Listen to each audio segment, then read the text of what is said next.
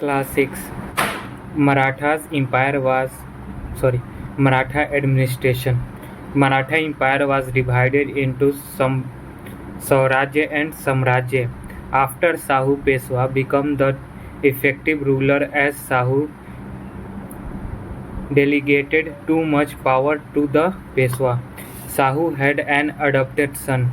A treaty formally gave the effective power to Peshwa. Peshwa's capital was in Pune and his secretariat was called Hajur Daftar. There existed a system of checks and balance on the governor as a Deshmukh/revenue collectors had dual reporting to the governor as well the Peshwa, therefore enabling Peshwa to verify books of accounts submitted by the governor. Samrajya was territory outside Maharashtra, brought into the Maratha Empire by the Maratha Sardar. Therefore was controlled by the Maratha Sardar who ruled Samrajya autonomously. However, they did not set up the effective rules on the grounds in the whole of Samrajya. Peshwa had a council of 12 ministers.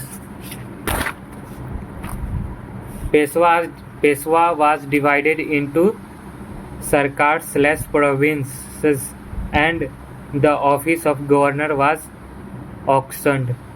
Patils/village headman and Deshmukh/revenue collector had Vatan rights. Patils were responsible for executive, police, judiciary and revenue functions at the village level. Therefore, the concentration of power in Patil. Sources of revenue were land revenue and taxes on the trade, license fees and judicial proceeds in the form of the Nazrana from the victorious party and Jurmana from the losing party. Further, to increase revenue and the peasant welfare, dams and canals were built and loans were given at cheap interest rates. Also, there was a effective supervision of revenue collectors so they do not oppress peasants. Maratha judiciary. A clear hierarchy exists from the village panchayat by the Peshwa and the final decision was a Peshwa. However, as far as possible, he respected the decision of village panchayat. Ancient religious texts act as a law. Example, Dharma Shastra. There was a rule of law as even the highest authority and men of the money were punished. Policing was effective as the London police with the very good network of information collection and existed a rule of law. Maratha military. The major source was horse mounted army with a focus on light cavalry, which was important for Marathas' guerrilla warfare tactics, which was a highly effective strategy of surprising the enemy with a swift attack, therefore creating shock and awe. The navy was modernized with the help of the French in exchange for money and British-French rivalry. Why Marathas could not establish an all-India empire? The rise of the Peshwa at expense of Chhatrapati increased the chances of fractionalism.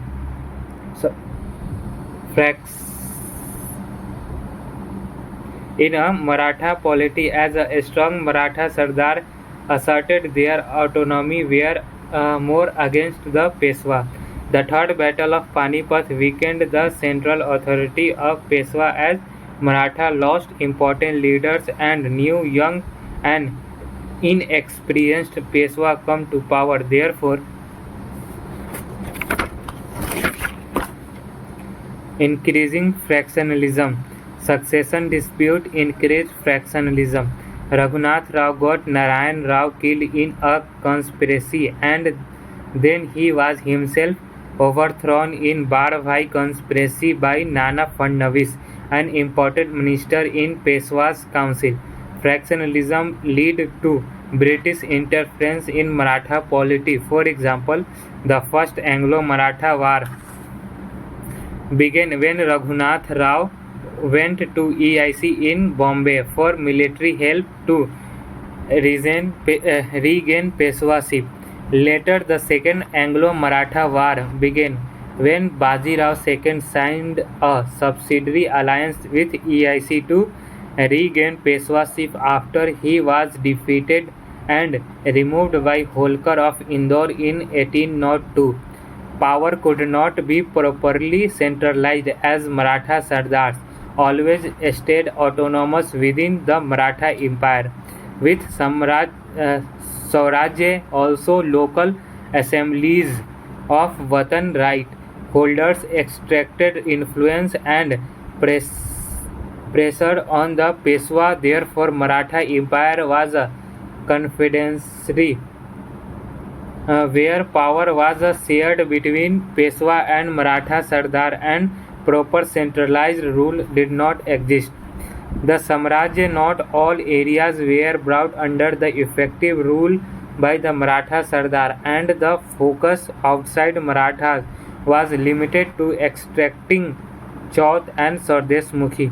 Therefore, Marathas established central rule over the whole of the India was a distant milestone, especially after the Third Battle of Panipat. Sikh state. Guru Nanak Dev Ji set up a Sikh Panth around the 16th century and was a contemporary of Babur. Mughals began having problems with the Sikh community and they demanded political autonomy. Ninth Guru Tegh Bahadur was executed in Delhi in 1685. Sikhs wanted to establish their state in the around Anantapur in Shivalik foothills, which was under the Shivalik Hills chief. After this, 10th Guru Gobind Singh set up a Brotherhood of Khalsa in 1699, a military organization to defend Sikh Panth from the Mughals and to achieve the goal of the Sikh state. The Sikh community was dominated by the Khatris, trader and Sikh Guru who come from his community, and the Jats, peasants who had the military culture and dominated the Khalsa army, whose influence increased. Thus, it was decided there not be a 11th Guru, and authority would lay in Guru Granth Sahib to bring parity between the two communities. In 1707, after the death of Aurangzeb, Bahadur Shah agreed to give Anantapur, but then again allied with Shivalik hill chiefs. In 1708, Guru Gobind Singh was murdered in conspiracy. Now Banda Bahadur continued to rebel and was able to set up his rule in around the Patiala. By 1715, he got defeated as Khatri trader turned against him as trade was getting hurt due to law and order instability due to war. Some Hindu Jat zamindar like Churaman Jat switched side and allied with Mughals. Jahandar Shah and Farooq Siyar deployed divided and rule tactics. Jahandar Shah introduced the Ijaradari system in Punjab, and his attracted Khatri traders at beginning, and Ijaradar was financially lucrative. Jahandar Shah and Farooq Siyar gave mansabs to Khatri traders who were now allied with the Mughals. By 1715, Banda Bahadur was defeated and executed in 1716. Rule of missiles. After 1715, the Sikh state did not come to an end as the Mughal Empire was weak. Now power got decentralized among missiles and horizontal structure of polity/federation come into existence. Missiles were kingship-based clan headed by the missiles chief. In 1770, there were 60 missiles in Punjab, with Dal Khalsa at head with the chosen leaders. Missiles got united at the time of war. For example, during the first Afghan, second Afghan, third Afghan invasion. After defeating the third Afghan invasion of Jaman Shah, there was a rise of Ranjit Singh of Sukhchakia missile, who established dominance over other missiles and set up himself as a Maharaja of the Sikh state in 1801. In 1801, he conquered Lahore, and in 1809 conquered Five Doab, and later conquered Multan and Kashmir by removing Afghans. Even EIC recognized him as a sovereign ruler of Punjab under the Treaty of Amritsar and a military alliance under the treaty. Feature of the rule of Ranjit Singh. Trade got boosted and there was a law and order stability. Financial power stayed as 60% of land was royal land.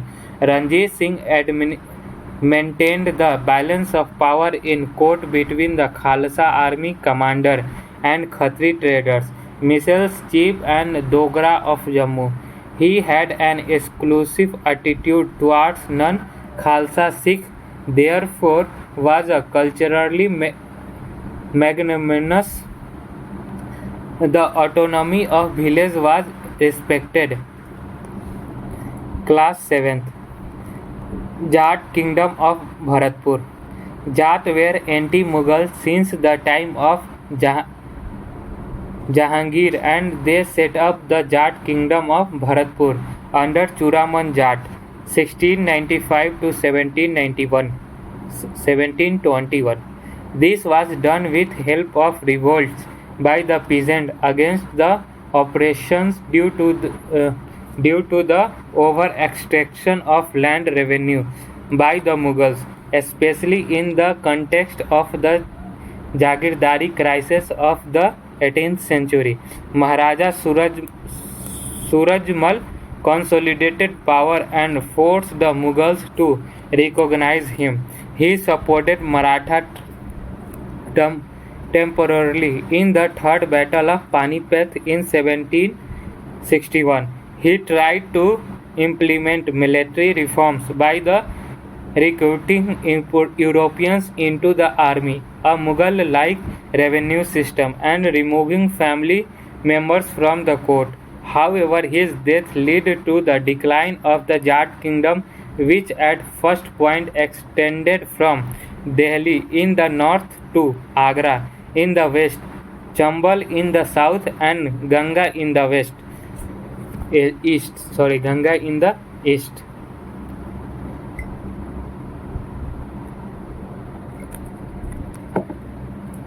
However, it was no utopia for peasants as land revenue demand was higher than during the time of the Mughals. Afghan kingdoms in the north, Rohilkhand and Farrukhabad. Afghan were the wandering warlords in North India. They migrated from Afghanistan to India due to political instability, but their unorganized political unit, the arrival of the Sher Shah Suri in 1540, but again got decentralized after the Second Battle of Panipat in 1556, which ended the Suri dynasty's rule. The opportunity came with the weakening of Mughal post-Aurangzeb.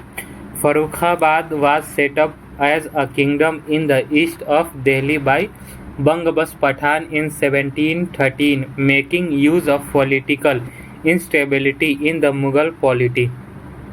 They named this kingdom after Farrukh Siyar as a gesture of the accepting the symbolic authority of the Mughals. The next opportunity came during the invasion of Nadir Shah in 1738 to 40, which weakened the Mughal Empire, also defeated by the Marathas in 1780 38. Therefore, the kingdom of Rohilla Khand was set up by the Ali Muhammad Khan in 1737 to 38 in the Himalaya foothills. In 1740, Ali Muhammad Khan was officially recognized as a governor, therefore not legally independent. In 1774, Shuja-ud-Dawla, Nawab of Awadh, annexed Rohilla Khand with the help of EIC. The rest of Rohilla Khand became a princely state. Farrukhabad was a weak kingdom and neighbors attacked it frequently. Both supported Abdali in the Third Battle of Panipat 1761 and Rohillas control from the 1761 to 1771 when they were defeated by Sambhaji Sindhya. After Abdali returned to Afghanistan and Afghan kingdom's power decreased, already autonomous state, Rajputs. There were warrior groups who participated in the military labor market of the North India. Around the 16th 17th century, Rajput emerged as a consolidated group of 20 major clans. Therefore, there existed as a horizontal structure of polity. Local Rajput chief of each clan ruled their respective territory. During Akbar, the power Rajput chiefs were co-opted. Akbar recognized the authority of those Rajput chiefs who were extra powerful, therefore giving them a legitimacy over and above small Rajput chiefs. With the military help of the Mughals, these Rajput chiefs consolidated power by the defeating small Rajput chiefs. They maintained the military for the Mughal emperor as they were recognized as a Mansabdars. Also, their lands were recognized as a Watan Jagir. They now played an important role in Delhi politics. Therefore, under the defeat the Rajput, the Mughals co-opted them and increased the military strength of the Mughal Empire. Also, now the horizontal structure of polity was replaced by a more vertical structure in the Rajput polity. Tension in relationship during Aurangzeb, not because of religion-based rivalry rather than expansion by the Malwa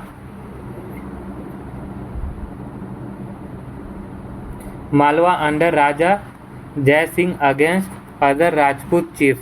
Aurangzeb did not want first supreme power in Rajputana and wanted to maintain the balance of power among Rajput chiefs. In 1680-81, Mewar and Marwar revolted against Aurangzeb but failed. Reason for revolt: due to the death of an existing ruler, a child ruler came to power in Marwar that lay along the important trade route between Delhi, Agra and Ahmedabad. Since Marwar was strategically important, Aurangzeb did not want a child ruler and interfered in succession. This provided an opportunity for Mewar to ally with Marwar against Aurangzeb. The revolt failed as other Rajput chiefs did not support it was they feared the loss of power to Mewar. In the 18th century, with the weakening of the Mughals, Rajput chiefs acted more independently, especially under Savai Jai Singh of the Amber, who ruled Jaipur and was a powerful entity in Delhi politics. 1751 onwards, Rajputs were regularly attacked by the Marathas, who exacted annual tributes and interfered in succession but could not conclusively defeat Rajput Mysore. In the 16th century, Mysore was part of the Vijayanagar Empire 1336 to 1646 and gradually became autonomous under the Wadayar dynasty. In 1673, Mysore became a military powerful and centralized Chikadev Raj Wadayar.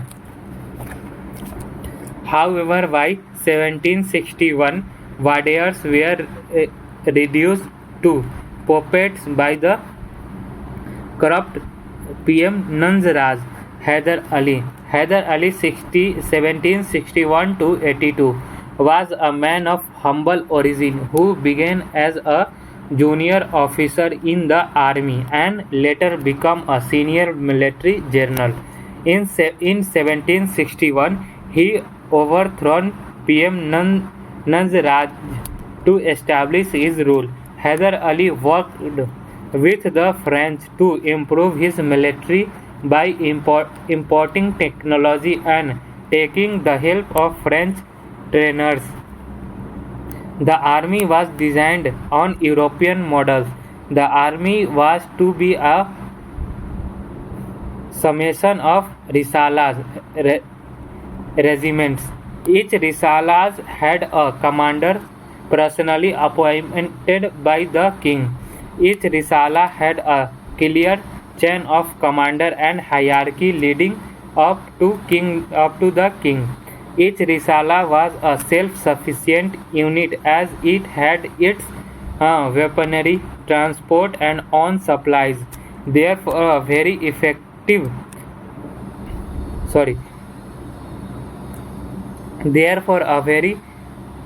efficient military organization capable of swift action was built. Hyder Ali consolidated power by the subjugating local chiefs, Deshmukh, Polygars, big landlords with their private army, who acted independently since the time Vijayanagar Empire, etc. Polygars and Deshmukhs till now were effective rulers of the countryside as they controlled land revenue and the worth of the temple. Class 8 Mysore under Hyder Ali and Tipu. Removing intermediaries, Deshmukhs, and introduce a direct collection of taxes by the state through state officials who got salary and not commissions. This allowed more income for the state and low taxes for peasants as now no commission of intermediaries. This increased the financial strength of the state immensely. Did detailed field survey to assess land revenue demand, therefore preventing over assessments. To maximize the land revenue system, Tipu modernized the irrigation system, introduced sericulture and promoted cash crops. Land under Jagirdari was minimized. Tipu protected peasants from the corruption and operations of the official via effective supervision. Even Tipu's enemy accepted that his population was the most prosperous.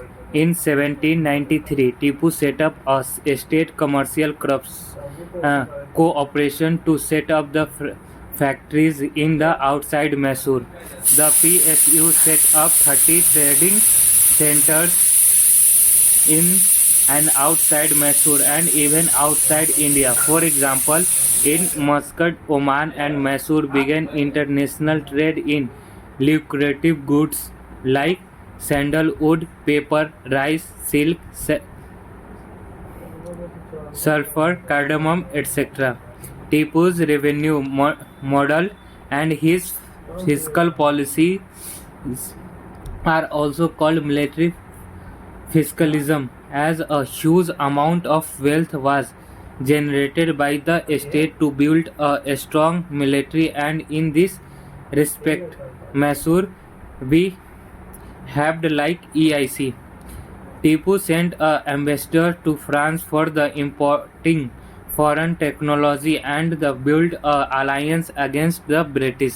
Tipu introduced rockets in the military and was used in 1799 Fourth Anglo-Mysore War, which EIC copied and developed in 1806. However, dreams were bigger than resources, and constant warfare with Indian neighbors and EIC drained resources.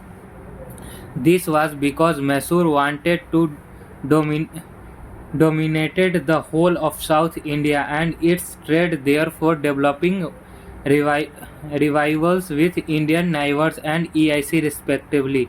Tipu declared independence from the Mughals formally. For example, minted coins in his name and issued his name in khutbah Friday prayers. Tipu requested Farman and decree for the Ottoman Empire. Khalifa, who was also a religious head of the Muslim world, declaring Tipu as a ruler independent from the Mughals. Travancore always maintained independence for the Mughals. Martanda Varma, the important ruler, was the Martanda Varma, who by 1740 set up a strong centralized state by subjugating the local chiefs. He did some territorial expansions and built a West-like military with modern weapons, and in 1741 removed the Dutch from the Cochin, who were there since 1669. He forced EIC to trade on his terms. He established a state monopoly over the paper trade for Malabar and later all trade on the Malabar coast. Trade profits were utilized for military, agriculture, transport, and communication. Under Ramavarma, Travancore became the center of the art and scholarship, but declined militarily. In 1766, Hyder Ali attacked and annexed Malabar and Calicut. Then Tipu attacked, and his contributed to the Third Anglo-Mysore War. EIC was an ally of Travancore. After Ramavarma, Travancore came under British influence. In 1800, the British resident was stationed in the court. In 1805, Travancore signed a subordinate alliance with EIC that led to EIC control over foreign policy and military in return for help in suppressing a revolt in the army by the Nayar troops due to low salary. In 1809, PM/Diwan Velu Thampi led a revolt by the peasants and Nayar troops against EIC due to interference in the domestic affairs by the British residents, which was crushed by EIC. Advent of Europeans. First, colonization was originally associated with the settlement by the foreigners, that is, the converting a new found land into a colony. Second, these foreign settlers established their domination and exploited indigenous people in the economic, political, and cultural domains. Third, colonialism implies that the dominance of the economic, political, social, and cultural by the foreigners of the indigenous people. Fourth, uh, foreigners may be in the form of foreign settlers, businesses, and the foreign state or foreign institution. Fifth, for example, post decolonization after the Second World War II, new colonialism began. Ex-colonies now had the political independence legally, but they were still dominated and exploited by the ex-colonial powers and international institutions like IMF and World Banks. Sixth, as these newly independent nations were economically weak and therefore dependent on foreign aid and loans. Seventh, which were tried with the Condi- condition condition elitics that prevented these nations from following independent policies. Therefore, this was colonialism in a new form, hence the name neo-colonialism. Imperialism is when there is the use of the military or its threat. Ninth, in the imperialism, there is usually a loss of the sovereignty and usually done by the foreign state. Therefore, empire building via territorial annexation is a feature of the imperialism usually. 10th, colonialism and imperialism are used for interchangeably. 11th, old colonialism / imperialism existed pre-industrialization of the Western European, that is pre-1870. 12th, pre-1817 it was motivated by the gold, glory and God. 13, gold represented the motive of spreading Christianity. 14th, glory represented empire building. 15th, gold represented economic motives and led to economic exploitation via loot of wealth and resources, plantation system, trade of lucrative crops from the colony to the rest of the world, and the lucrative slave trade. 16th, where Africans were sold as slaves in the Americas for the cheap labor in the plantation system. Class 9, Event of the Europeans. Traditionally, Europeans trade with the rest of East was done via the Silk Route, a land route to China, and a spice route to a sea route to the east. Traders from Venice and Geneva dominated European trade with the East and earned huge profit by the selling to the rest of Europe. Arabian Sea part of the trade was dominated by Arab traders. In 1453, Ottoman Empire conquered Constantinople and locked European trade with the East, trading a search for a northwest trade route to the East. This led to an age of discovery in the 16th century, whereby man of the world was gradually developed and there were advances in shipping and knowledge of geography. In 1492, Columbus discovered Central America. In 1498, Vasco da Gama discovered a route via the Cape of Good Hope to India and reached Calcutta. In 1500, Amerigo Vespucci discovered South America and proved that America was a continent different from India. In the early 16th century, the Portuguese discovered a new route to China and the Philippines. Therefore, European trade with the East was established. Portuguese in India. Trade with India was done via a settled corruption cooperation.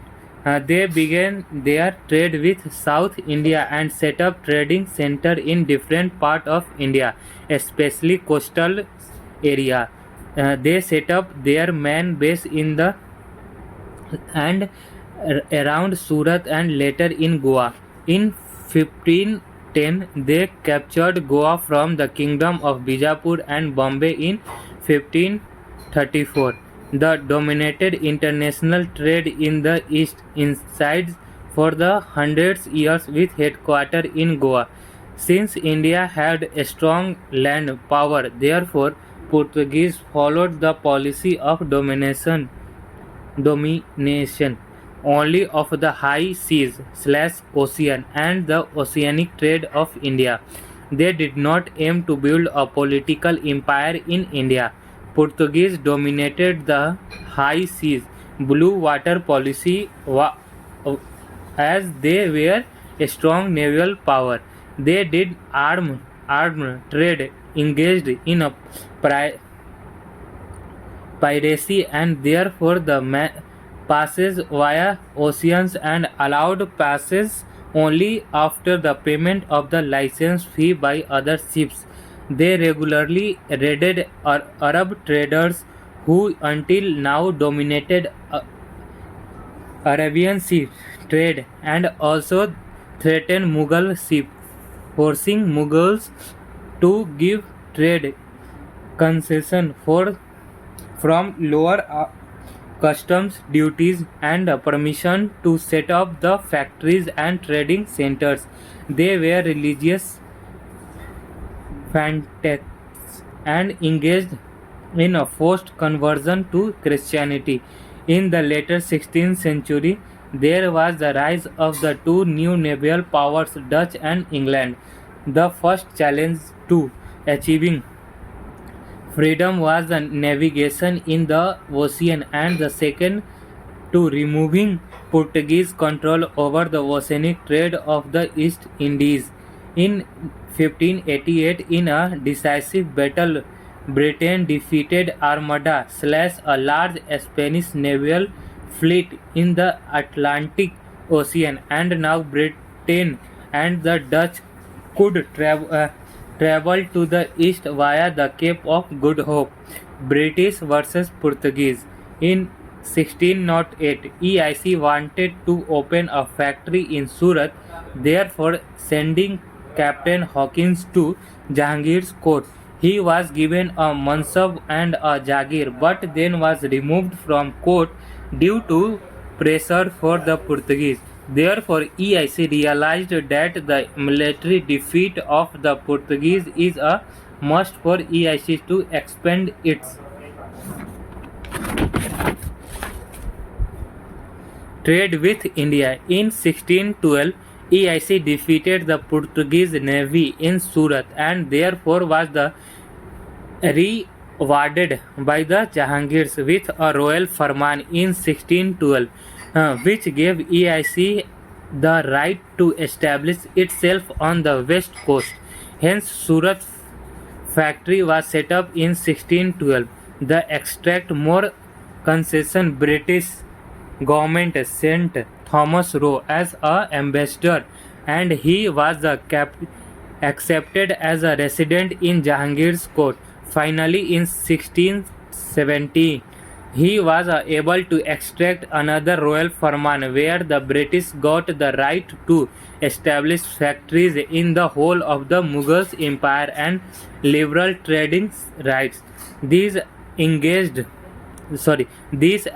the Portuguese, and in 1620 conflicts culminated in the major battle where the British won, and this ended Portuguese domination of the international trade in India. In 1661, King Charles II of England got the islands of Bombay in dowry from the Portuguese. Therefore, by the mid-17th century, Portuguese were restricted to Goa, Daman and Diu, Dadar and Nagar Haveli. British versus Dutch. Dutch removed the Portuguese from Ceylon and the East Indies Indonesia, and now rivalry between the British and Dutch who fought for the decades, and finally by the mid 17th century British was defeated and a compromise was reached, and whereby the Dutch agreed to not attack the British in India and British left Indonesia to the Dutch. British stayed in Malaya and Dutch dominated Cochin by 1669. The Dutch were removed from Cochin in 1741 by the Martand Varma. By 1795, the complete removal of Dutch from India by British English East India Company. It was set up on the 31st December 1600 by a royal charter which was its founding document issued by the Queen Elizabeth. The tools given by the royal charter to EIC were monopoly over British trade with the East Indies, that is, with all land east to Cape of Good Hope for 50 years. EIC was allowed to carry gold but of Britain to buy stone goods. The right to wage war, acquired territories and administered them. The goal of EIC formation as per the charter was not empire building but trade with the East to counter Dutch competition. Presidencies of EIC.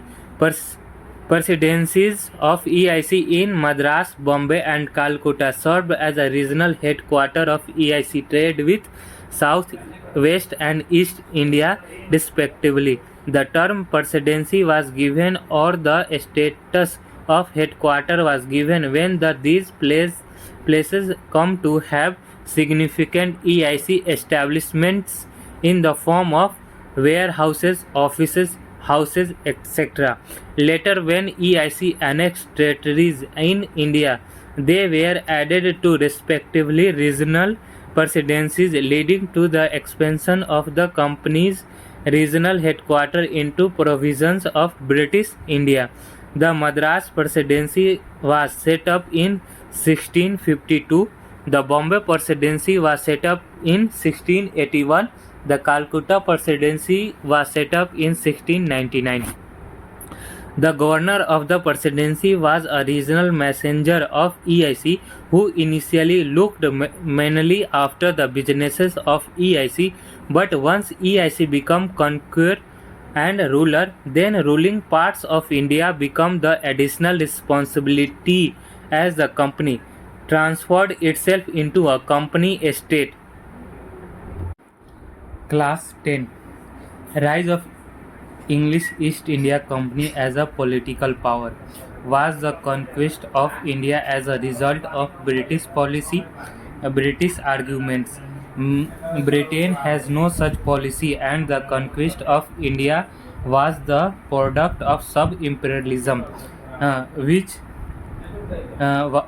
are the result of the policy and the action and personal ambitions of the senior officials office of EIC like Robert Clive, Governor of Calcutta Presidency, Richard Wellesley, Governor General of Bengal from 1798 to 1805, Hastings, Governor General of Bengal 1813 to 23, Dalhousie, Governor General of India 1848 to 56. They had the personal ambitions for the British polity and a personal desire for the empire building. Many senior EIC officials built a good political career after they retired from EIC. For example, Wellesley became a Secretary of State, a cabinet member.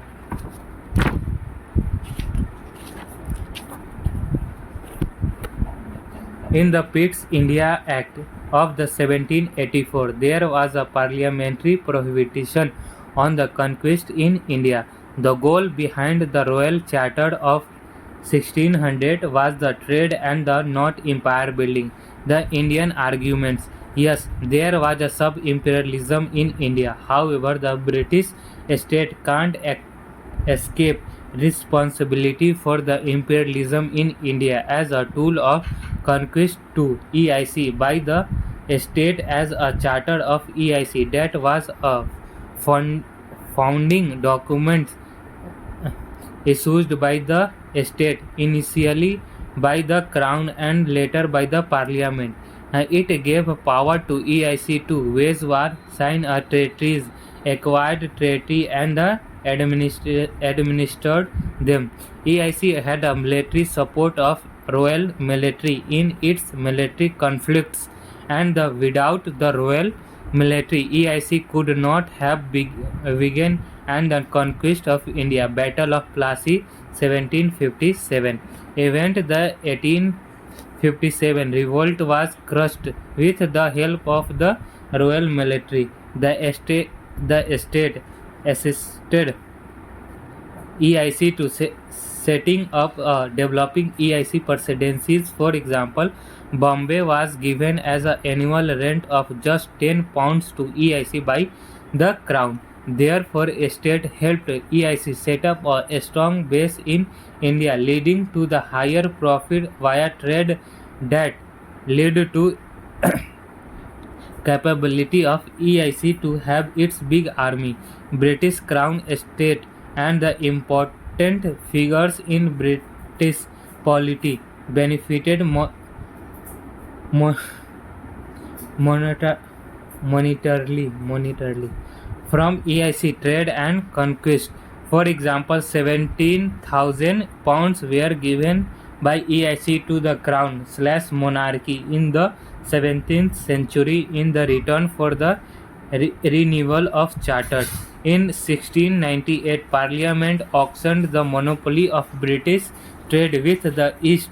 The new company, as it offered a £2 million loan versus £700,000 offered by EIC. In 1709, EIC and new company merged. In 1767, EIC was mandated by the Parliament/Estate to pay £400,000/annum to the estate. Therefore, estate wanted its share of EIC loot of Bengal after the Battle of Plassey in 1757 and the Battle of Buxar in 1764. Important figures were shareholders of EIC. For example, many parliamentarians and Queen Elizabeth herself. EIC became an important tool of the foreign policy of Britain as a EIC dominated international trade in Britain. After the Regulation Act of 1773 and the Pitt's India Act of 1784, EIC affairs in India come under the supervision and control of the British state and the Board of Control could passes binding orders to EIC. Orders to EIC. Now, the principal servants of EIC in India could only be appointed after the approval of the crown. Therefore, even if imperialism was not possible for the British state and the opportunity made use of and even created by the important EIC officials in India, that is sub-imperialism, the British state can't escape responsibility for the imperialism in India. The event in empire building by EIC.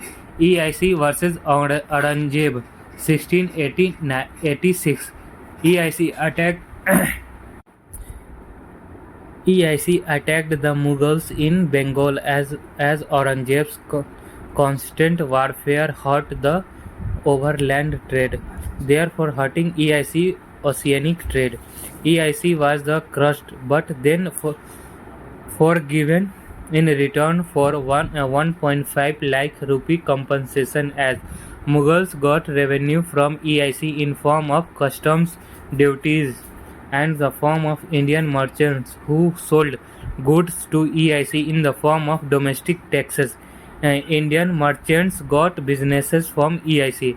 The inflow of gold due to EIC exports from India. Indian peasants and artisans benefited as a EIC trade generated demands for their goods.